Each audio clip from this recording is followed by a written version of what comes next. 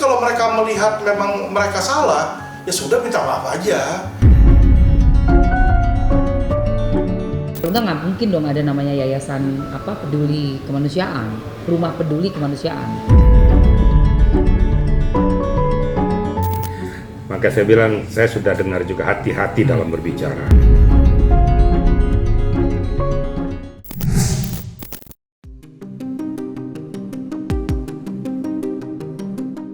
Saksikan selengkapnya hanya di Cumicam In-Depth berikut ini. Hai Cumi Lovers, bersama Cumicam In-Depth, kami sajikan kabar lengkap, mendalam dan akurat dari narasumber terpercaya. Dan jangan lupa untuk like, subscribe, dan juga share channel YouTube ini.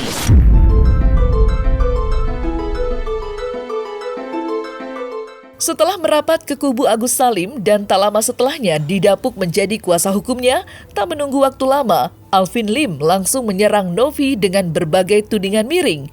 Terbaru, Alvin Lim menyebut Yayasan Novi tidak berizin dan diduga sejak tahun 2023, Novi terlibat bisnis haram hingga mempunyai backingan oknum kepolisian hingga dirinya kebal hukum.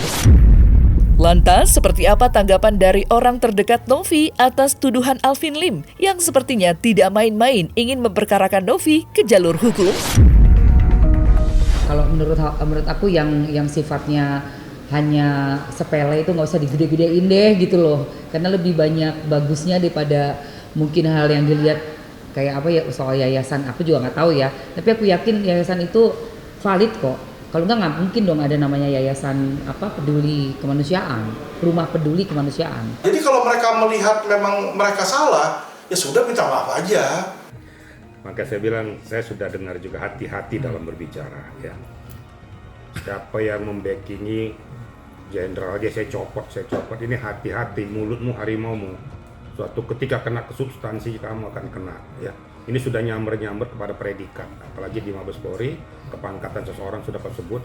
Kapolri aja nggak berani ngomong saya copot kamu, emang kamu siapa yang copot orang? Ini kadang-kadang bicara sudah keluar daripada konteksnya. Hati-hati ya. Semua tuh jangan dikira semua tuh apa yang kamu sampaikan sudah tidak nilai disaring oleh Mabes Polri. Saat ketika terjebak kamu dengan critical pointnya, kamu akan korban nanti. Kemungkinan Rabu kita udah siap bikin laporan polisi kalau mereka nggak menaati apa yang dimintakan dalam surat somasi. Nah ini setahu aku namanya yayasan itu bukan rumah singgah ya, atau kayak rumah sakit gitu kan untuk merawat dan mengumpulkan orang-orang ODGJ atau orang-orang yang ditolong gitu ya. Setahu aku kegiatan untuk yayasan itu bisa di daerah-daerah gitu loh. Jadi kalau misalnya lagi ke Indramayu atau mungkin ke daerah di Sumatera atau dimanapun bertemu dengan ODGJ, langsung di di rescue. Terus nanti setelah itu ada komunikasi ke Dinsos kan seperti itu di daerah masing-masing. Jadi yayasan yang di Jakarta kan yayasannya untuk menemukan itu kan bukan rumah singgah. Itu hanya sebagai legalitasnya aja untuk melakukan suatu kegiatan sosial seperti itu. Maksudnya kalau emang ada masalah sama regulasinya di yayasan pasti udah ditutup dari kapan tahu lah. Nggak mungkin masih beroperasi, nggak mungkin ketua yayasannya dapat penghargaan, nggak mungkin berjalan dengan misi-misi kemanusiaannya masih jalan terus gitu loh. Bahkan sampai yang kasus ini aja masih bisa ngebantuin korban penyiraman air keras Agus ini dengan menggalang donasi yang luar biasa jumlahnya ya gitu kan. Nggak mungkin lah kalau ada yang kayak begitu sebuah yayasan ini bisa sampai memviralkan dan membuat orang mau menyumbang gitu loh sampai 1,5 miliar, logikanya di mana ya kan. Kalau berita-berita seperti itu dibuktikan saja lah, nggak usah kita worry atau kita menebak-nebak yang gak karuan dan mendengarkan omongan-omongan kicauan-kicauan burung di luar. Yang penting buktinya mana, udah gitu aja. Iya, buktikan aja apa. Kalau saya lihat sudah lepas kontrol, sudah menunjukkan arogansi yang gak jelas. Kalau saya manusia yang punya nilai ya, terlalu kecil saya nanggapin orang-orang seperti kayak gitu. Kayaknya kalau mendengarkan kita tuh, kalau misalnya bilang kita siapa, membranding kita tuh justru malah membuat masyarakat bertanya-tanya apa iya, apa benar. Karena kalau benar keluarga tuh kayaknya kita nggak harus terus-menerus mengatakan gitu loh, saya adalah bagian dari Waroka. Kayaknya nggak mungkin dong, aku bilang, saya ini bagian dari keluarga Waroka. Nggak usah ngomong gitu, saya emang Emma Waroka gitu kan. Dan kalau mau mencopot, aduh, apa yang dicopot gigi? kayak gampang banget nyopot gigi ya, kayak cabut-cabut gigi gitu. Aduh, Pak, yang kayak begini-begini menurut aku sih kayaknya dikurang-kurangin deh. Pernyataan dari menteri sendiri tentang status donasinya sendiri sudah ada kejelasannya. Tetap harus diperiksa, diaudit, biarpun itu untuk misalnya matanya pengobatan mata Agus ya kan. Jadi tetap dijalankan sesuai dengan akad. Jadi kita tuh udah enak gitu loh, masyarakat tuh juga yang udah kayak gini gitu kan. Novi menang award, ya udah tinggal nanti Novi next projectnya apa. Nah ini mau apa lagi? Donatur pun memang ada ya, kayak kemarin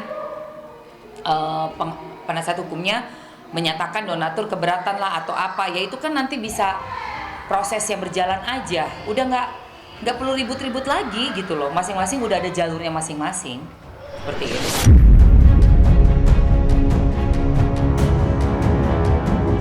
Emma Waroka sebagai salah satu orang terdekat Novi tidak hanya kesal dengan tuduhan Alvin Lim yang menuding Yayasan Novi bermasalah dan adanya dugaan tindak kejahatan, tetapi juga dibuat geram dengan tuduhan Alvin Lim yang mempertanyakan sumber kekayaan Novi yang menurutnya tidak lazim. Sebagaimana diketahui, Alvin Lim menduga Novi menjalankan bisnis haram, entah itu pelaporan atau narkoba. Mendengar tudingan Alvin Lim itulah Emma Waroka akhirnya angkat bicara dan berikut pembelaan Emma Waroka atas tuduhan Alvin Lim yang menurutnya semena-mena. Iya, maksudnya ngapain? Itu kan kayak kayak orang berusaha untuk nyerang personalnya gitu. Sementara kasusnya kan sebenarnya masalah uang donasi yang tidak dipergunakan dengan semestinya. Itu doang tuh masalahnya. Jangan terlalu suka mencari-cari kelemahan orang. Ya, itu satu dulu. Saat kita mencari kelemahan orang, kita juga banyak kelemahan. Nanti kita terjebak dengan apa yang kita sampaikan pada orang lain. Ada pepatah mengatakan mulutmu adalah harimaumu yang suatu ketika akan memakan dirimu. Itu kira-kira. Jadi kalau kita sudah mulai menjustis orang, itu harus dibuktikan secara fakta. Apakah yang dilakukan itu berdasarkan data-data faktual. Jangan kita berbicara katanya. Nah ini yang saya kadang-kadang nggak habis pikir, kalau seseorang siapapun itu ya, kalau menyatakan sudah kamu menyebutkan kamu pelacur atau pemakaian narkoba, itu udah kena undang-undang ITE ya. Apalagi menyebutkan namanya langsung. Tuduhan apakah sebagai ini? Sudah langsung direct itu kena dia. Makanya kita hati-hati. Jadi jangan pada saat kita meluapkan emosional itu lepas kendali, sehingga orang yang kita tuju juga akan tidak menerima permasalahan itu. Ya, kita lihat aja nanti bagaimana reaksinya Novi terhadap permasalahan ini. Kan kita kembali kepada objek yang dituju ini ya. Saya nggak mau berpikir entah bagaimana, karena saya orangnya yang equal dan netral ya. Saya nggak akan pernah bilang laporkan saya nggak perlu. Silakan yang menalar, yang menerima hujatan itu, apa langkah-langkah yang harus dilakukannya. Nah, cuma seperti yang dikatakan, setiap kita menyampaikan suatu permasalahan yang menyudutkan orang lain, harusnya berdasarkan data dan fakta. Jangan pakai katanya. Marilah sama-sama kita jadi manusia yang beradab, ya. Mempunyai etika, ya. Nah, karena kita juga tidak mau diperlakukan seperti itu. Jangan memperlakukan orang seperti itu. Ya. Padahal permasalahan sepele, permasalahan itu hanya permasalahan masalah kampus.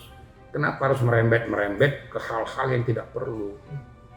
Itu kan tidak manusiawi juga. Nah, silakan netizen itu menilai ya. Ungkapan dan ucapan pantas atau tidak sebagai kita budaya bangsa Indonesia orang Timur ya. Nggak tahu kalau orang Barat, nggak ngerti saya ya. Tapi seorang Timur mempunyai etika, mempunyai sopan santun, mempunyai suatu peradaban ya. Jangan kita melanggar peradaban orang Timur. Saya melihat dalam hal ini Bapak Riki Sitohang ini nggak ngerti bahasa Indonesia. Kenapa saya bilang saya nggak ngerti bahasa Indonesia? Ada perbedaan antara kalau saya bilang Novi, kamu adalah pelacur. Nah, kalau saya bilang Novi, kamu adalah pelacur, saya berarti nuduh dia pelacur. Tapi pertanyaan saya adalah, ini uang dari mana? Apakah dari menjual diri? Kata apakah ini adalah kata pertanyaan, bukan kata tuduhan di situ. Jadi kalau kita nanya, ini Alvin punya rumah dari mana ya? Alvin korupsi atau apa? Nggak masalah, orang nanya kok. Ya kita tinggal kasih tahu, kalau kita nggak korupsi kenapa kita mesti takut dong? Tinggal jawab aja, enggak kok. Uang ini bukan dari hasil saya menjual diri, tapi uang ini hasil dari saya YouTuber. Selesai di situ. Jadi jangan dipelintutin ya. Saya nggak ada pernah bilang Novi itu adalah pelacur. Saya menanyakan dari mana dia punya uang bisa beli rumah mewah di situ, karena rumah mewah ini miliaran udah pasti. Mobil Alphard 1 miliar aja pasti ada. Ya, udah berapa tuh? Misalnya 5 miliar, anggap ODGJ 15 orang, kalau satu orang 30 juta sebulan, udah setengah miliar satu bulan di situ. Ya, saya meragukan dengan jumlah subscriber dia yang masih jutaan itu bisa menghasilkan uang segitu. Ya kan? Kalau memang saya salah, coba buktikan, kita audit aja keuangan Novi. Aduh, itu kan harus dibuktikan ya, nggak bisa kabar burung atau dibuat-buat berita supaya menjatuhkan personal seseorang gitu loh. Karena dari kasusnya Agus dengan Novi dan kisruhnya uang donasi ini kan banyak banget yang udah disampaikan untuk pembusukan karakternya Novi, seperti narkoba, terus ada yang terakhir itu yang aku dengar ya, yang sangat tidak enak didengar itu adalah sebagai wanita tunasusila, ya kan? Dapat dari mana uangnya? Apakah sebagai pekerja sipil? Udah kayak gitu-gitu tuh. Itu menurut aku justru membuat kita tuh jadi jengah banget gitu loh dengar statement seperti itu. Pembusukan karakternya keterlaluan gitu loh. Kalau memang ada kecurigaan atau apa, buktikan aja gitu. Jangan semuanya ngomong-ngomong, dibuktikan sama Novi langsung. Tes urin, tes rambut negatif.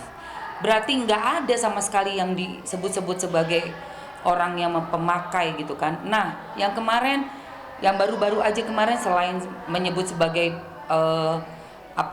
pela itu ya, juga ada menjual, coba.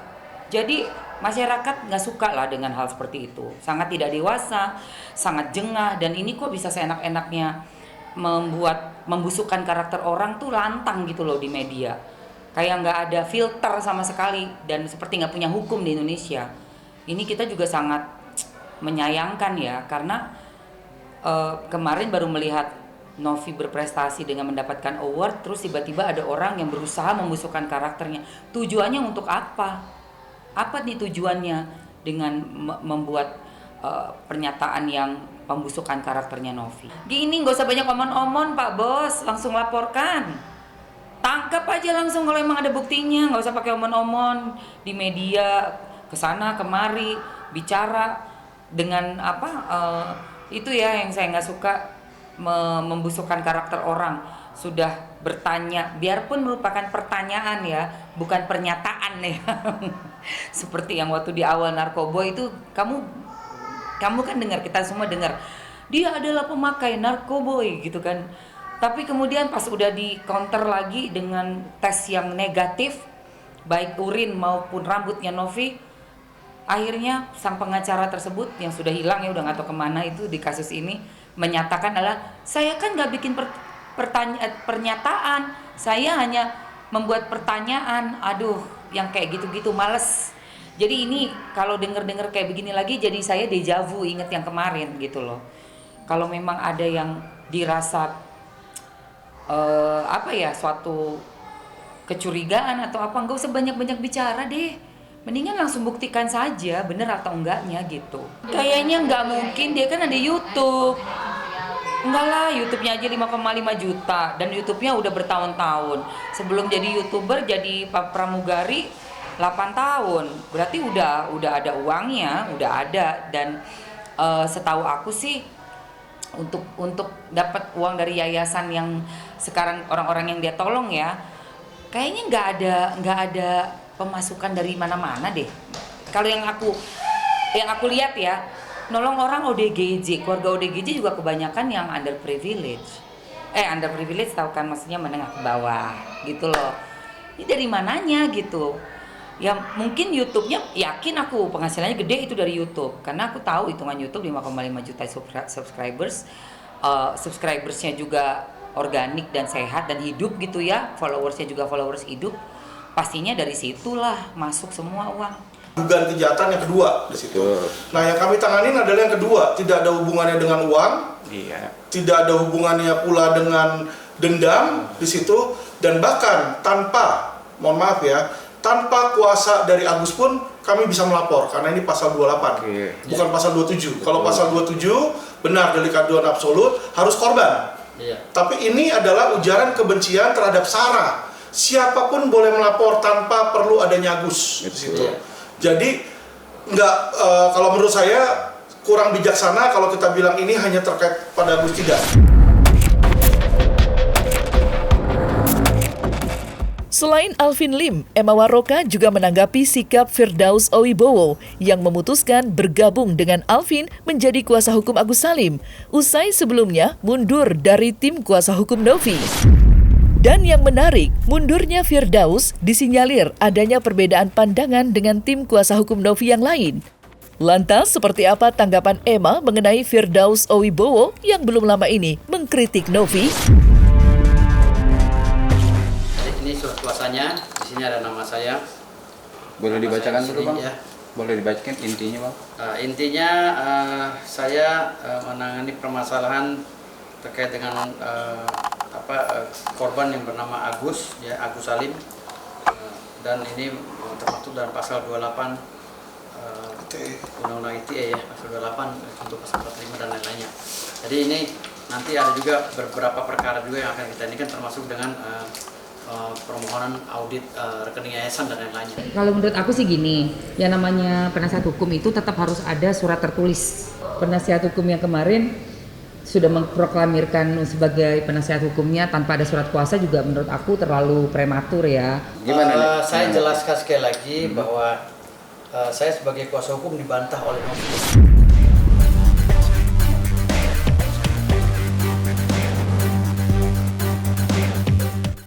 Nah, selesai sudah Cumi Lovers? Saksikan terus Cumi Camp In Depth, kabar lengkap, mendalam, dan akurat dari narasumber terpercaya. Dan jangan lupa untuk like, subscribe, dan juga share channel YouTube Cumi Cumi.